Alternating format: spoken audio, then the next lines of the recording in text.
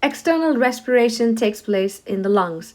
It is the process in which exchange of gases takes place between the alveolus and the pulmonary capillary. Air that's inhaled arrives at the alveolus, crosses the alveolar wall, crosses the capillary wall, and ends up in the pulmonary capillary. This way, oxygen diffuses from the alveolus to the capillary. Carbon dioxide diffuses from the capillary to the alveolus. There are 5 factors that affect simple diffusion, and they also affect external respiration. Membrane thickness, when it increases, decreases the speed of diffusion. Membrane surface area, when that increases, it also increases the speed of diffusion. The third factor is pressure gradient.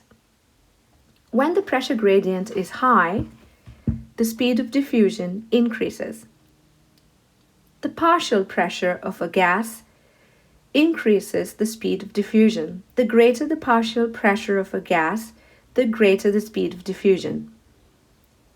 The solubility of the gas in water is also important.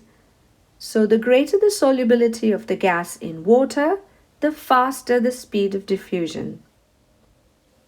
These last 2 factors, partial pressure and solubility, come under Henry's law, which we will talk about a little bit later. Membrane thickness is the one factor that when it increases, it actually decreases the speed of diffusion.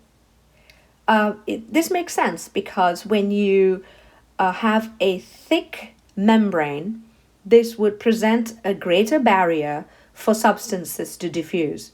So the greater the membrane thickness, the slower the speed of diffusion. This becomes important in pneumonia. When a person has pneumonia, the amount of fluid that accumulates in the alveolus is so high that it actually makes the alveolar wall much thicker than normal. As a result, the diffusion of oxygen and carbon dioxide is extremely slow. So that's the alveolar wall, and here is the mucus that accumulates on the inside of the alveolar wall. This lowers the speed of diffusion, and the speed of diffusion is so slow that it can no longer support life.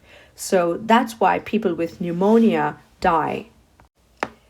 In the lungs, the membrane surface area really comes from the alveolar walls. If the alveolar walls are intact, then the membrane surface area is high and the speed of diffusion is also high. So the greater the membrane surface area, the faster the speed of diffusion. This is for the normal lungs. In patients with emphysema, this becomes a problem because the alveolar walls are destroyed by cigarette smoke. So the membrane surface area is decreased greatly in emphysema patients, and so the speed of diffusion also goes down drastically. As a result, oxygen cannot diffuse fast enough into the tissues, and there is chronic hypoxemia. So let's take a look at the alveolus that's normal. And this is the alveolar sac being damaged. The walls are damaged. In emphysema, there are no walls in between, and this greatly reduces the speed of diffusion. The next factor we take a look at is pressure gradient. The greater the pressure gradient, the faster the speed of diffusion. In this graph, we will look at 3 different situations of the partial pressure of oxygen with a different gradient. The yellow line represents a very steep gradient. We are in a hyperbaric oxygen chamber. Here, the pressure of oxygen is at 2,500 millimeters of mercury, which is very high indeed. So, when a patient is placed in a hyperbaric chamber, the gradient is so steep that oxygen quickly diffuses into the tissues, promoting healing. The next situation is normal, represented by the green line. The green line shows that the ambient partial pressure of oxygen is 158 millimeters of mercury. This is the normal gradient. Oxygen diffuses into the tissues at a normal rate, thereby supporting life. The third situation is represented by the white line and is at high altitude. At high altitudes, the ambient partial pressure of oxygen is only 110 millimeters of mercury. In this situation, the gradient is reduced and therefore the diffusion of oxygen is also slowed down. So when the gradient is steep, the diffusion of oxygen is very fast. At a normal gradient, the pace of oxygen diffusion is normal, and at a reduced gradient, the pace of oxygen diffusion is slowed down. So here's a recap. The greater the pressure gradient, the faster the speed of diffusion. According to Henry's law, the diffusion of a gas depends upon its partial pressure and the solubility of gas in water. So, the greater the partial pressure of a gas, the faster the speed of diffusion. Now, when we think about inspired air, nitrogen has the greatest partial pressure. The amount of nitrogen in atmospheric air is 78%.